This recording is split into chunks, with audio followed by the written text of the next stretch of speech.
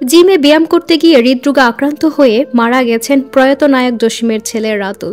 হ্যাঁ দর্শক, বাবা মারা গিয়েছিলেন ৪৮ বছর বয়সে, আর ছেলে মারা গেছেন ৪২ বছর বয়সে।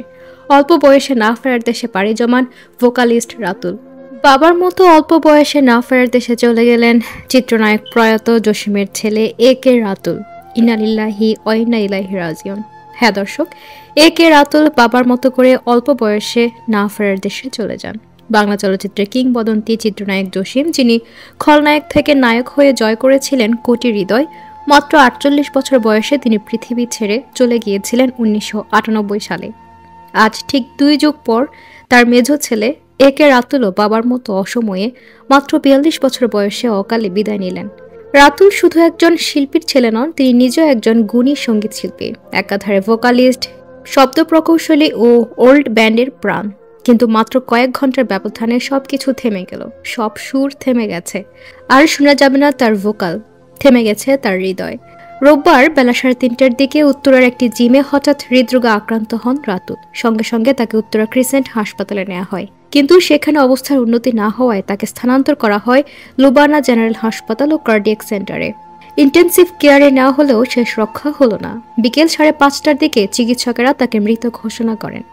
মাত্র ৪০-এর ঘরে থাকা এই তরুণ শিল্পীর চলে যাওয়ার খবরে সারা দেশের সঙ্গীতাঙ্গনে নেমে আসে শোকের ছায়া।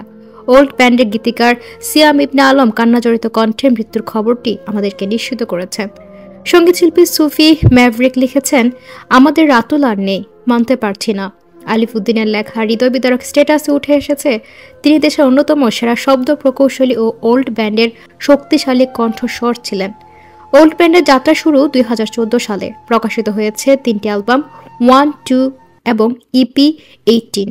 শ্রোতাদের ভিন্ন ধর্মী গান উপহার দিয়ে ওল্ড ব্যান্ড অনেক আগে থেকে আলাদা একটা অবস্থান তৈরি করেছিলেন, আর সে পথে চলার মধ্যমণি ছিলেন এ কে রাতুল।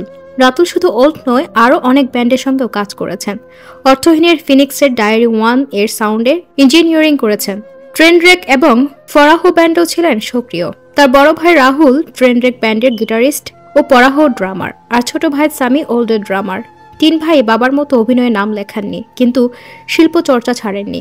তারা সবাই নিজেদের জায়গা করে নিয়েছেন মিউজিক ইন্ডাস্ট্রিতে। আজ রাতুলের মৃত্যুতে শুধু একটি পরিবার নয়, কেঁদে উঠেছে দেশের সঙ্গীত জগৎ। আর মনে পড়ে যাচ্ছে সে পুরনো স্মৃতি, নায়ক জসিমের শেষ যাত্রার কথা। সেদিনও কেঁদেছিল লাখো ভক্ত। আজ বাবার পর প্রিয় সন্তান রাতুল চলে গেলেন একইভাবে, আচমকা অপ্রস্তুত রেখে পুরো দেশকে।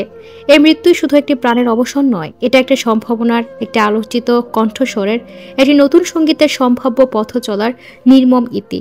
মৃত্যুর মাত্র কয়েকদিন আগেও স্টুডিওতে সময় দিচ্ছিলেন, নতুন গানের পরিকল্পনায় ছিলেন। কে জানতো সে পরিকল্পনায় হয়ে থাকবে তার শেষ সৃষ্টি। শেষে আমরা এই বলতে পারি, রাতুল তুমি অনেক কম বয়সে চলে গেছো, ঠিক যেমন তোমার বাবা গিয়েছে।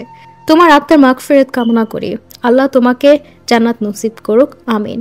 দর্শক, এই নিয়ে আপনার মূল্যবান মতামত কমেন্ট বক্সে জানিয়ে দিন, আর আপডেট পেতে আমাদের ফেসবুক পেজটি ফলো করে সাথে থাকুন। ধন্যবাদ।